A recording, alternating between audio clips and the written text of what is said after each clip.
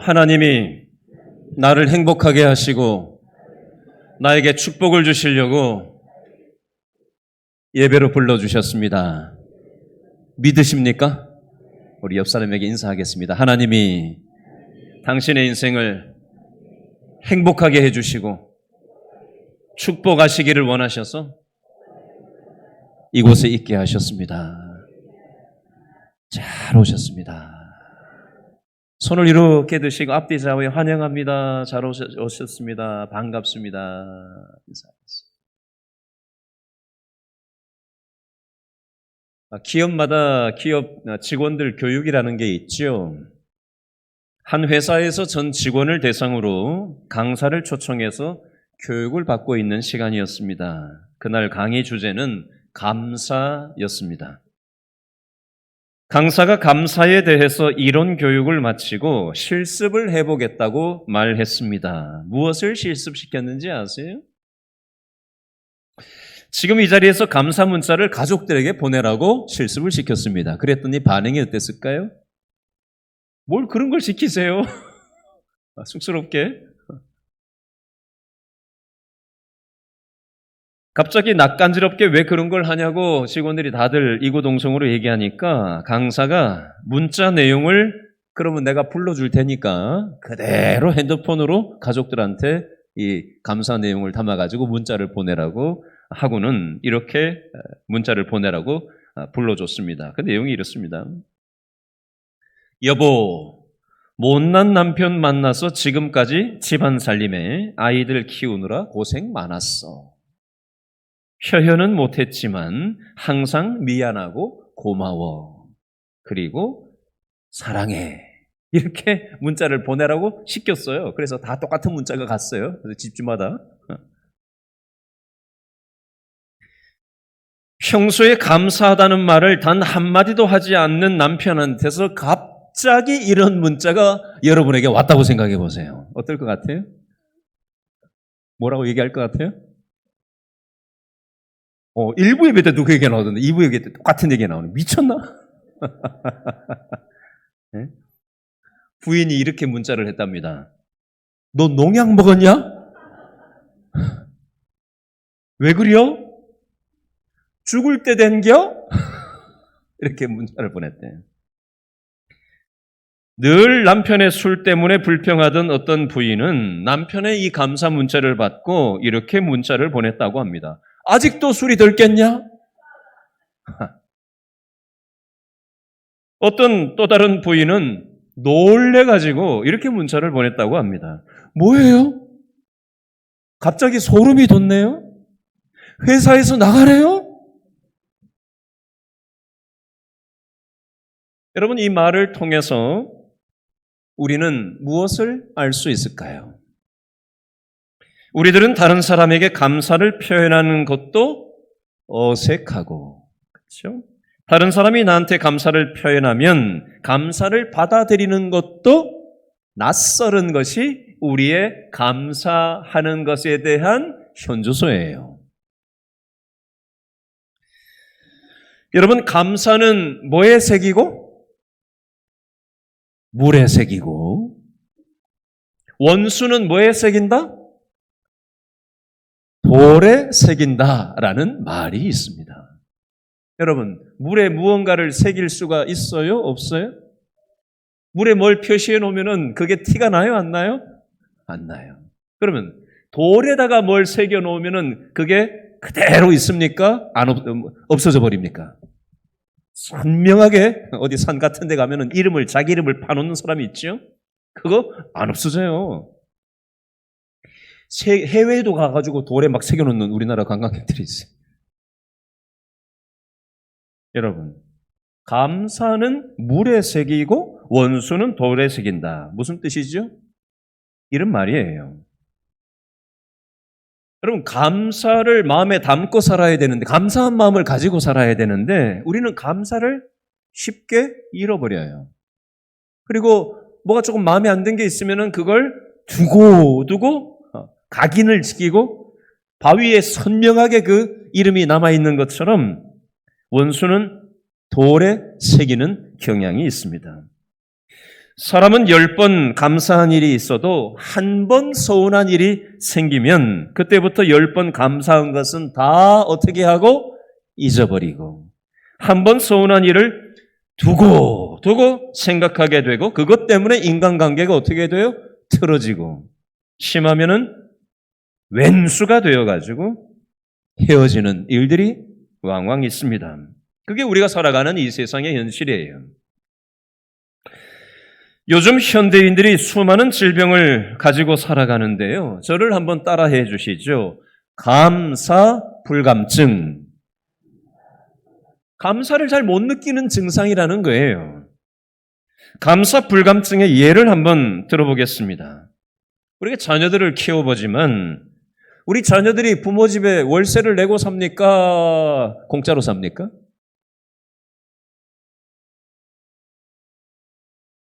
근데도 불구하고 아이들이 뭐라 그래요?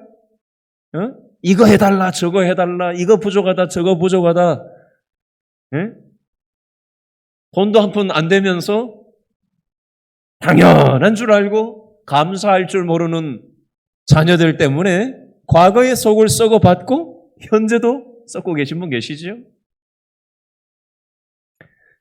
여러분, 그런데 이것이 과연 우리 자식들만의 문제일까요? 어떤 면에서 이치상으로 보면 저와 여러분들은 누구의 자식이에요? 다 하나님 아버지의 자식들이라고요. 그렇죠? 그러면 우리는 하나님께서 우리에게 베풀어 주신 그 놀라운 은혜들을 우리는 감사하면서 살아가십니까? 아니면 당연하게 생각하면서 살아가십니까? 어떠세요?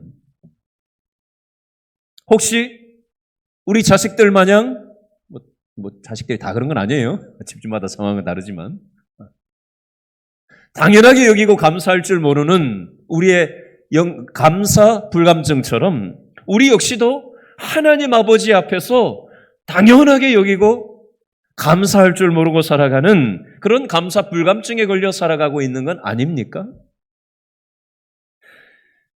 여러분, 오늘 교회에 들어오시면서 또 예배드리고 지난주 나가시면서 우리 교회 1층 사무실 앞에 나무가 하나 서 있죠?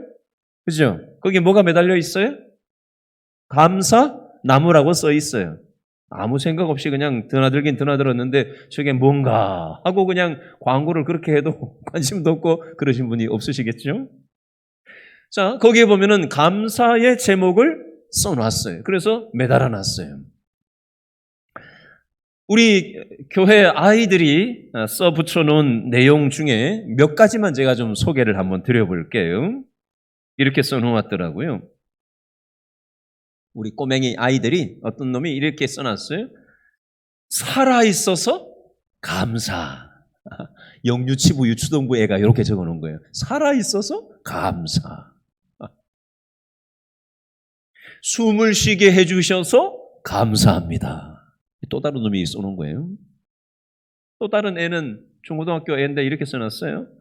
팔다리 멀쩡하게 십몇 년 동안 달려있어서 감사. 이렇게 써놓은 애가 있더라고요.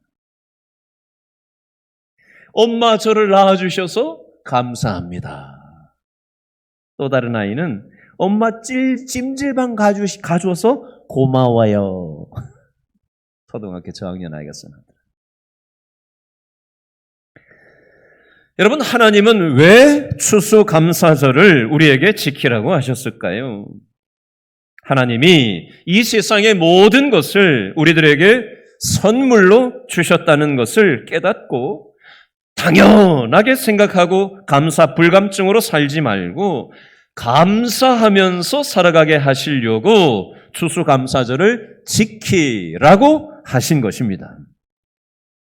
오늘 우리가 읽은 성경 말씀에는 어떻게 표현이 되어 있는지 오늘 본문 디모데전서 4장 4절 말씀을 한 번 더 읽어보겠습니다. 디모데전서 4장 4절 말씀 다 같이 시작.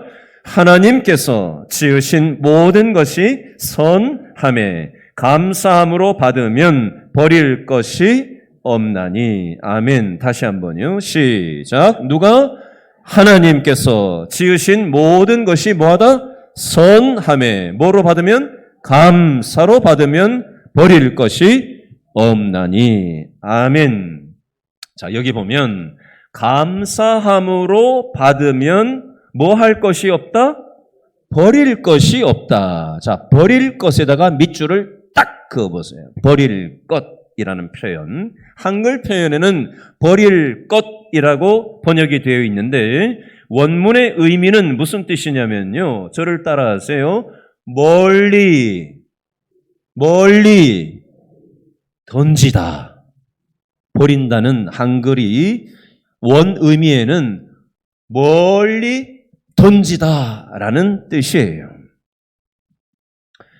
여러분, 이게 필요하다라고 중요하다고 생각하면 내가 움켜쥐려고 합니까? 멀리 버리고 던져 버리려고 합니까? 예? 1억짜리 돈이 있으면 가질 거예요? 멀리 던져버릴 거예요? 그러면 10억짜리가 있으면 멀리 던질 거예요? 가질 거예요? 그죠? 왜요? 소중한 거는 우리가 움켜쥐고 가지려고 합니다. 근데 이건 쓸데없어. 저 사람은 내 인생에 도움이 안 돼. 이건 나한테 마이너스야. 내 인생에 없었으면 좋겠어. 나한테 불필요한 거야. 유용하지 않아. 라고 생각하면 우리는 어떻게 하죠? 그거를 들어가지고 집어 던지려고 합니다. 저 사람은 내 인생에 없었으면 좋겠어. 손해야. 내 치죠. 던져 버리려고 듭니다. 여러분, 근데 오늘 성경에서는 뭐라고 얘기합니까? 하나님이 지으신 모든 것이 다 선함에 감사함으로 받으면 버릴 것이 있다 없다? 없다. 무언가 하나님이 뜻이 계셔서 저 사람을, 이 일을 나의 삶 가운데 하나님께서 겪게 하시고 지금 내 인생에 붙여주신 선물과 같은 사람이다라는 겁니다. 감사함으로 받으면 모든 것이 결국에는 유익한 인생의 재료가 될 수 있다라는 것입니다. 여러분, 행복하기를 원하세요? 관심 없어요? 여러분, 행복하기를 원하세요? 그죠? 하나님은 저와 여러분이 행복하기를 원하세요. 오늘 예배를 드리고 내 힘으로, 돈의 힘으로, 세상의 힘으로 살지 않고 하나님이 주시는 힘으로, 믿음으로 살아가면 이 세상이 알 수 없고 줄 수 없는 평강과 큰 기쁨을 우리에게 선물로 주시고 우리가 행복하게 되기를, 살아가기를 원하셔요. 우리 옆 사람에게 축복해 줍시다. 하나님 안에서 행복하세요. 얘기해 주세요. 건성으로 얘기하지 말고 다시 한번 옆 사람 눈을 똑바로 쳐다보고 마음에 진심을 담아서 축복하는 마음으로 다시 한번 얘기해 주겠습니다. 하나님 안에서 행복하게 사세요. 아멘. 나도 행복해야 되고 옆에 있는 사람도 우리 모두 다 행복해야 되잖아요. 그렇죠? 하나님이 오늘 예배를 통해서 추수감사절 예배를 드리면서 저와 여러분을 축복해 주기를 원하시고 우리가 행복하게 살아가기를 원하셔서 우리를 불러주신 거예요. 자, 그러면 우리가 행복하게 살고 하나님의 축복의 통로로 살아가기 위해서 오늘 말씀은 어떤 교훈을 주고 있는지 알아봐야 되잖아. 그죠? 3가지로 우리가 정리를 좀 해보도록 하겠습니다. 첫 번째, 저를 한번 따라 하시죠. 나의 과거를 감사 안경을 쓰고 보아야 합니다. 나의 무엇을? 과거를 무슨 안경? 감사 안경을 쓰고 보아야 된다라는 게 첫 번째 오늘 말씀의 핵심 원리가 되겠습니다. 자, 4장 디모데전서 4장 4절 말씀을 다시 한번 보실래요? 자, 첫 번째 뭐라고 돼 있어요? 4장 4절에 누가? 하나님께서 지으신 모든 것이 어떠다? 선하다라고 되어 있습니다. 누가 지으셨다는 거예요? 하나님이 지으셨다는 겁니다.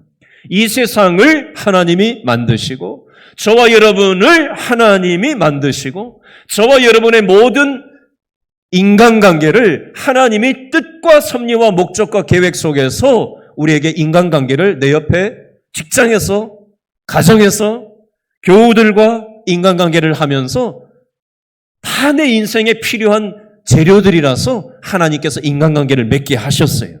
이걸 믿음으로 받아야 돼. 하나님이 이 인간관계를 뜻이 계셔서 맺게 하셨다.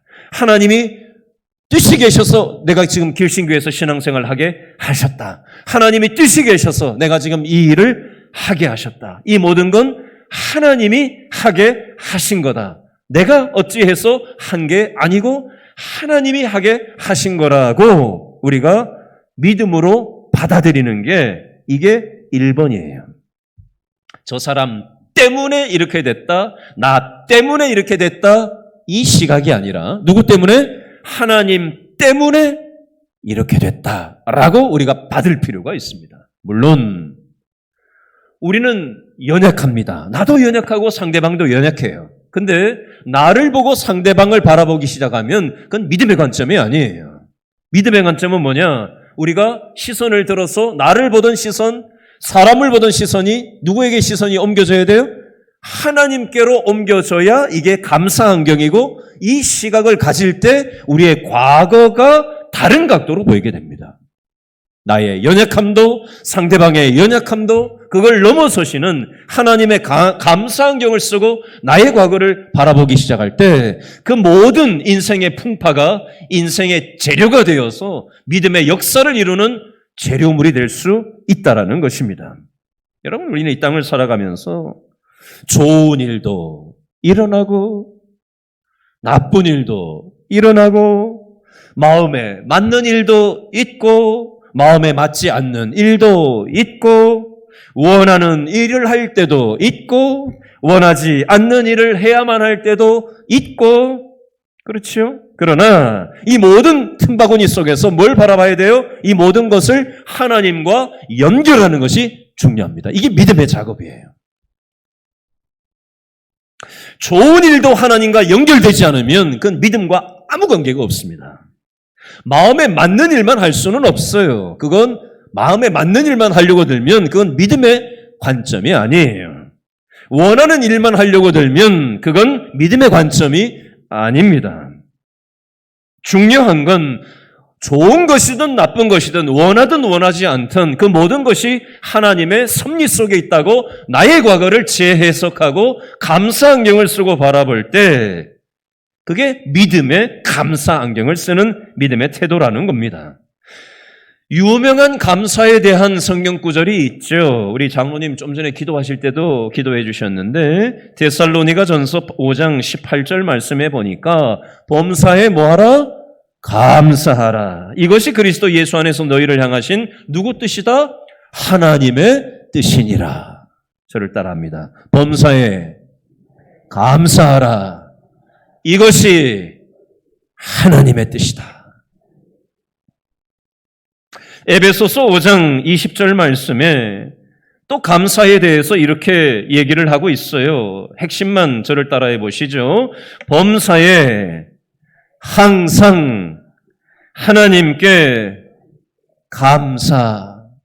이게 에베소 5장 2절에 20절에 있어요. 또 하나 로마서 11장 36절 저를 한번 따라하시죠. 만물이 주에게서 나오고 주로 말미암고 주에게로 돌아감이라. 기독교 신앙의 뼈대 교리예요. 만물이 이 세상 모든 것들이 하나님께로부터 나오는 것이고 우리의 모든 삶이 하나님과 연결되어 있고 우리가 결국은 누구에게로 돌아가는 삶이라는 거예요? 하나님께로 돌아가는 인생이라고 성경은 말씀합니다. 예를 들어 볼게요. 창세기 45장 5절 말씀해 보니까 요셉이 나옵니다. 요셉은 어렸을 때 형제들의 시기 질투로 인해서 다른 사람도 아니고 형제들이 돈을 받고 요셉을 팔아버렸어요. 그래서 노예 시장에서 전전하다가 이집트에 보디발의 집으로 팔려갑니다. 노예로. 그런데 거기서도 억울하게 누명을 뒤집어 쓰고 감옥까지 수감을 당하게 됩니다. 이런 가슴 아픈 일이 어디 있어요? 어린 나이에. 10대 때 이런 일을 겪었거든요.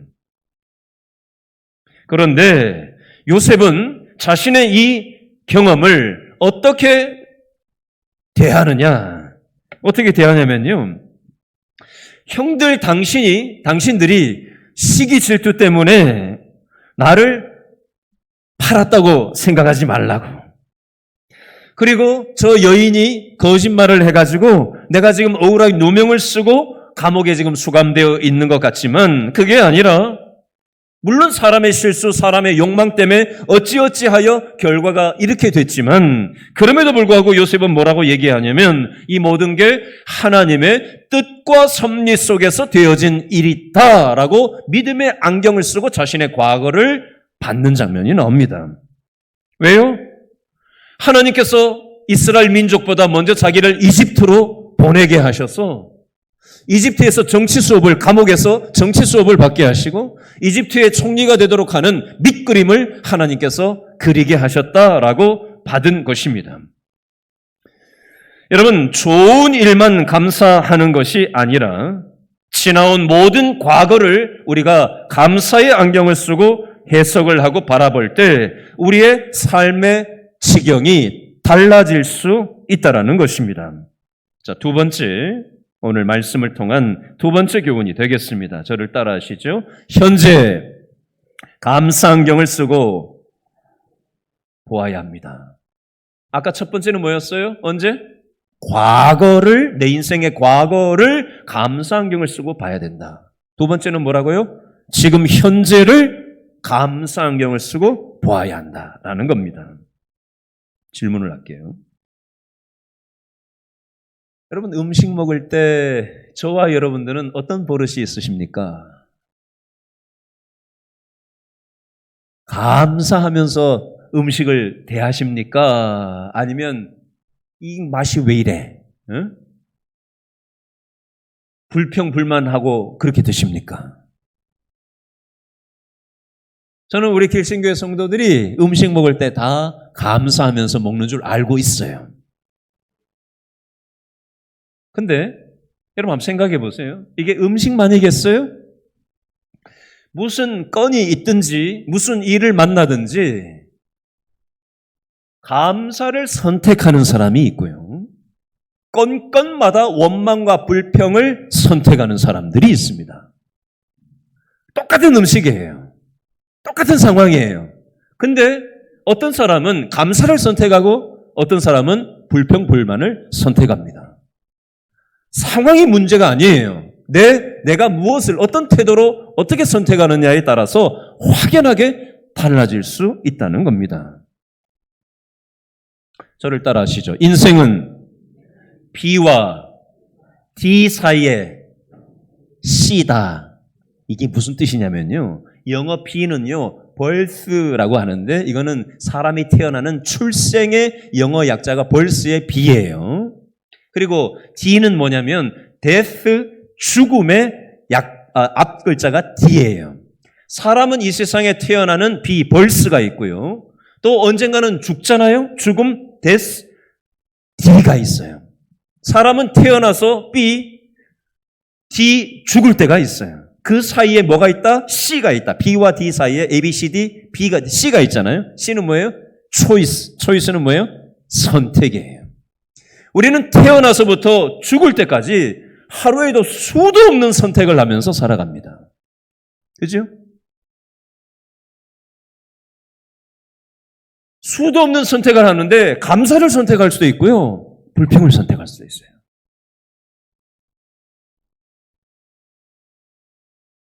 여러분, 어떤 사람은요, 빼기 인생을 사는 사람이 있고요. 어떤 사람은 더하기 인생을 살아가는 사람이 있습니다. 똑같은 컵에 물이 반이 딱 담겨 있는 거예요.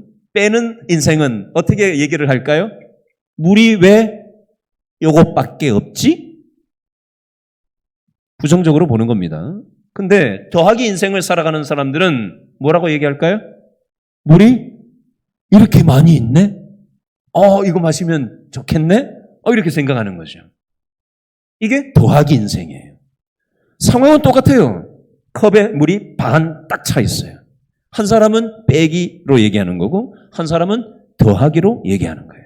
자, 여러분, 어떻게 사시겠어요? 빼기 인생으로 사시겠어요? 더하기 인생으로 사시겠어요? 불평하면서 사시겠어요? 감사하면서 사시겠어요? 무엇을 선택하시겠습니까? 자, 오늘 디모데전서 4장 4절 말씀해 보니까 하나님께서 지으신 모든 것이 선함에 뭐로 받으면? 감사로 받으면. 자, 여기 한글에는 받으면이라고 되어 있는데요. 이걸 원 의미로 얘기하면 따라합니다. 선택하다. 선택해서, 따라하세요. 선택해서 강하게 붙잡다. 원문의 의미는 이런 뜻이에요. 한글로는 감사함으로 받을 것이니라 되어 있지만 이 받는다라는 표현이 선택한다, 강하게 붙잡는다 이런 뜻이 원 의미예요. 여러분, 감사를 선택하는 거예요. 감사를 강하게 붙잡는 겁니다.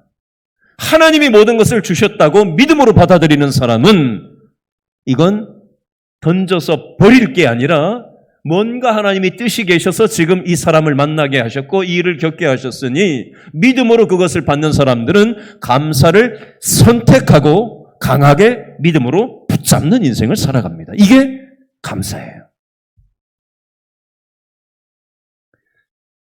여러분, 감사를 선택하면 늘상 감사하면서 인생을 살게 되고요. 불평을 선택하면 불평, 불만, 원망하면서 이 세상을 살아가게 됩니다. 똑같은 환경일지라도 감사를 선택하면 내 마음이 천국이 될 것이고요. 똑같은 환경일지라도 불평, 불만하면서 살면은 내 마음이 뭐가 된다? 지옥처럼 변할 수 있습니다. 상황은 똑같아요. 뭘 선택하시겠어요? 감사를 선택하시기를 바랍니다.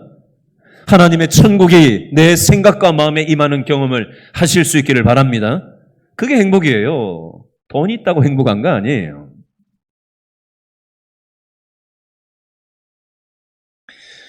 여러분, 이런 말이 있죠. 행복은 풍요로움과 비례하는 것이 아니라 뭐와 비례한다? 제가 오늘 계속 얘기하고 있는 주제입니다. 다시 답을 한번 넣어보세요. 제가 지금 한 단어를 지금 계속 오늘 처음부터 지금까지 얘기한 단어예요. 행복은 풍요로움에 비례하는 것이 아니라 뭐와 비례한다? 감사와 비례한다. 여러분, 돈 많아도요, 불만하는 사람들 많습니다. 자족할 줄을 몰라요. 만족할 줄을 모릅니다. 더 다고 공허감이 있는 거예요. 뭘로 마약을 해보시고 뭘 해보세요. 채워지나?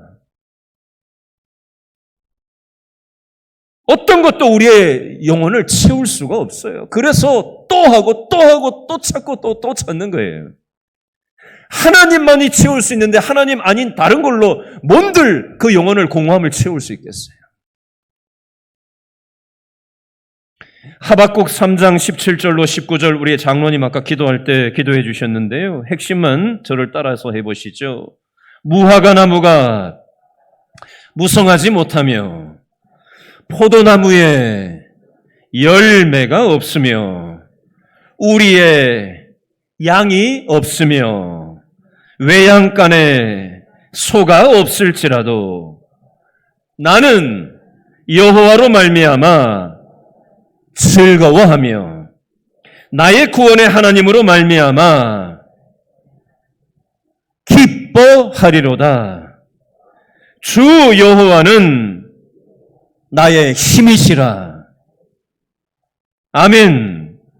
무화과 나무가 무성하지도 못하고 포도나무에 열매가 달려야 되는데 열매가 안 달리고 우리의 양들이 있어야 되는데 양도 없고 외양간에 소가 있어야 되는데 소도 없는 현실일지라도 우리 인생에 어떤 결핍이 있을지라도 나는 누구 때문에 즐거워하고 누구 때문에 기뻐한다라는 거예요?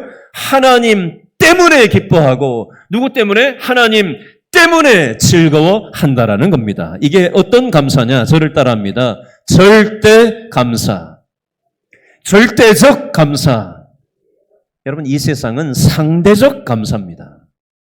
저 사람은 없는데 내가 가졌으니까, 상대적으로 내가 가졌으니까 감사하고, 비교 우위에 올라가면 경쟁력을 가져서 남보다 비교 위에 뭔가를 획득을 하고 소유를 하면 그 소유에서 오는 기쁨과 즐거움을 우리는 탐하면서 이 땅에서 살아갑니다.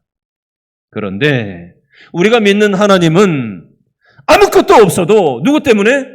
하나님 때문에 즐거워하고 하나님 때문에 기뻐하는 거예요. 이게 바로 절대적 감사라는 겁니다. 여러분, 우리가 감사를 어떻게 해야 되느냐? 뭐가 없다가 있다고 감사하는 거 믿지 않는 사람들도 합니다. 소유에서 오는 감사는 신앙에서 오는 감사가 아니에요. 착각하지 마세요. 우리는 환경과 관계없이, 상황과 관계없이 하나님 때문에 감사하고 상황과 관계없이 하나님 때문에 즐거워할 수 있는 것입니다. 이게 바로 믿음의 힘이라는 겁니다. 여러분, 미국의 첫 번째 추수감사절을 설명을 드릴게요. 간단히. 신앙의 자유를 찾아서 북미 대륙으로 건너갔던 102명의 사람들이 추운 겨울을 나면서 전염병에 감염이 되고 추위에 얼어 죽고 102명 중에 다 죽고 46명만 살아남았어요. 그런데 1년 동안 농작물을 수확하고 가축을 기르게 하시고 정착하게 하신 하나님 앞에 그 인생의 역경 속에서 반 이상이 죽어나가는 그 엄청난 슬픔 속에서 하나님께서 베풀어 주신 은혜를 감사하며 이웃들을 초청하고 감사절을 지켰던 게 바로 추수감사주일의 유래가 되겠습니다. 상황과 관계없는 하나님 때문에 하는 감사였던 겁니다. 조건이 좋아서 감사한 게 아니에요. 세 번째 오늘 말씀을 통한 영적인 이치는요, 저를 따라 하시죠. 미래를 감사 안경을 쓰고 보아야 합니다. 왜 감사 안경을 쓰고 살아야 하냐, 보아야 한다고 말씀하느냐, 그 근거를 설명을 드리겠습니다. 다시 4절로 한번 가보시죠. 하나님께서 지으신 모든 것이 뭐하매? 선하매, 동그라미, 선하매. 자, 이 선하다라는 표현은 창세기 1장에도 나옵니다. 하나님이 모든 것을 지으시고 보시기에 뭐 했더라? 심히 좋았더라. 하나님이 사람을 만드시고 심히 좋았더라라고 말씀하셨던 이 말씀이 오늘 디모데전서 4장 4절에 모든 것이 선하매, 하나님이 만드신 것이 다 선하다라는 것과 같은 맥락입니다. 하나님이 지으신 것이 선하고 보기에 좋았기 때문에 우리는 감사함으로 이것을 받는 것입니다. 지금 당장은 내 인생에 쓸모가 없어서 이걸 들어서 갖다가 던져버려야 되겠다. 이거는 쓸모없어. 저 사람은 내 인생에 백해무익한 사람이야 라고 우리는 여기고 우리가 선을 긋지만 하나님께서는 그 모든 것이 우리 인생의 재료가 되어서 하나님의 섭리를 이루는 도구로 우리에게 선물로 주셨다라고 말씀하고 계십니다. 그러므로 우리는 이 말씀의 원리를 믿음으로 잡아야 돼요.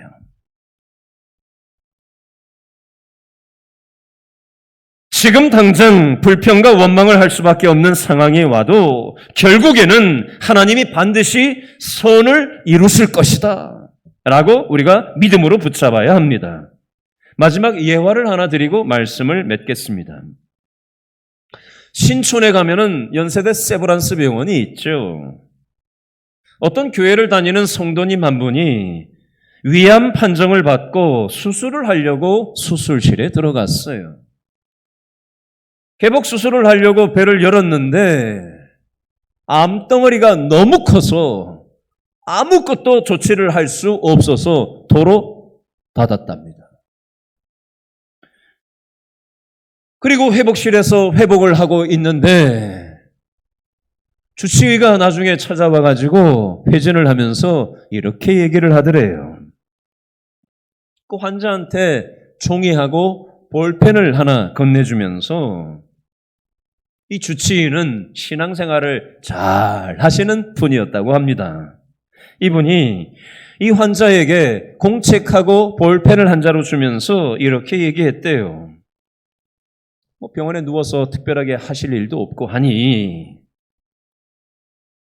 지금껏 살아온 일생을 한번 돌아보시면서 감사했던 일이 생각나거든 하나씩 한번 공책에다가 적어보세요. 이렇게 권면을 했대요. 그래서 의사가 가고 난 다음에 이분이 감사한 게 뭐가 있나 생각을 해보니까 잘 생각이 안 나더래요. 그래도 한번 감사한 게 뭐가 있나 이 생각 저 생각 하다 보니까 감사한 게 딱 생각이 났어요. 그래서 첫 번째 1 해놓고 이렇게 적었대요. 예수 믿어 구원받게 하시니 그 은혜에 감사합니다. 이렇게 적었대요.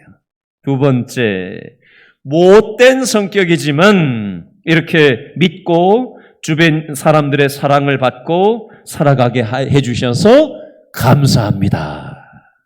세 번째, 우리 아이들이 믿음 안에 건강하게 잘 자라게 하시니 감사합니다. 이렇게 적었대요. 그렇게 1번, 2번, 3번, 4번 며칠 동안 감사의 내용이 뭐가 있나 이궁리 저궁리 하면서 쭉 적어 내려갔는데 며칠 동안 몇 개를 적어냈는지 아세요? 137개를 며칠 만에 감사 내용을 빼곡하게 적어 내려가게 됐다고 합니다. 며칠 지나고 나니까 의사가 와서 뭐라고 얘기했을까요? 병원에서 이제 할 게 없으니까 퇴원하시라고. 그리고 이제 배에 복수가 이제 차오를 텐데 복수가 차오르면 빼내야 되니까 그때마다 병원을 들르시라고 그렇게 얘기를 했다는 거예요. 알았다고는 하고는 퇴원 수속을 밟고 퇴원을 했어요. 퇴원을 하고는 이제 환자니까 병원에서 뭐 수술도 못하고 암덩어리가 커가지고 그러고 퇴원을 했으니 뭐 몸이 뭐 오죽하겠어요? 병원에 누워가지고 이렇게 집에서 지내는데 병원에서 의사가 했던 말이 생각이 나가지고 노트를 꺼내가지고는 계속 하나씩 두 개씩 계속 이어서 감사의 내용들을 적어 내려갔대요. 그런데 매일마다 자신의 인생을 돌아보면서 감사 일기를 쓰다 보니까 내 삶이 얼마나 하나님의 축복을 많이 받았는지 감격스럽더래요. 그리고 막 기쁨이 막 샘솟듯이 막 올라오기 시작하더래요. 마음속에서부터. 근데 이 기쁨을, 감격을 주체를 하지 못해가지고 내가 이러고 있을 수 없겠다는 마음이 들더래요. 그래서 어떻게 했는지 아세요? 밖에 나가가지고 전도를 하기 시작했어요, 이분이. 그 몸을 이끌고. 사람들이, 성도들이 보니까 저 몸을 해가지고 수술도 못하고 나온 분이 저렇게 자기 몸을 안 챙기고 저러고 막 밖에 막 다니고 전도한다고 저러고 다니니까 걱정이 되잖아요. 근데 얼굴을 보니까 얼굴이 막 환한 거예요, 밝고. 빛나는 거예요. 뭐 광채가 막 나는 거예요. 처음에 퇴원해가지고는 죽도 제대로 못 넘겼는데 이제는 죽도 조금씩 먹게 되고 또 밥도 조금씩 먹게 되면서 이제 정상적으로 식사를 할 수 있게 됐대요. 그러고 나서 몇 달이 지났어요. 병원에 정기검사 받으러 오라고 한 날이 돼가지고 병원에 갔더니 주치의가 뭐라고 얘기했는지 아세요? 사진 찍어보고 뭐라고 얘기할게요? 뭐라고 얘기할게요? 암덩어리가 없어졌습니다. 이렇게 얘기하더래요. 수술도 못할 상황이었는데 암덩어리가 없어졌대요. 여러분, 감사하면 하나님께서 기적을 베풀어 주시는 줄로 믿으시기 바랍니다. 여러분, 감사는 문제를 해결하고 위기를 극복하는 능력을 줍니다. 감사는 용서할 수 없는 사람을 용서하게 하는 기적을 가져다 줍니다. 감사는 시기하는 사람을 사랑할 수 있는 기적을 베풀어 주십니다. 감사는 막힌 담을 헐어버리는 능력이 있습니다. 여러분, 마지막 설교를 마치면서 질문하겠습니다.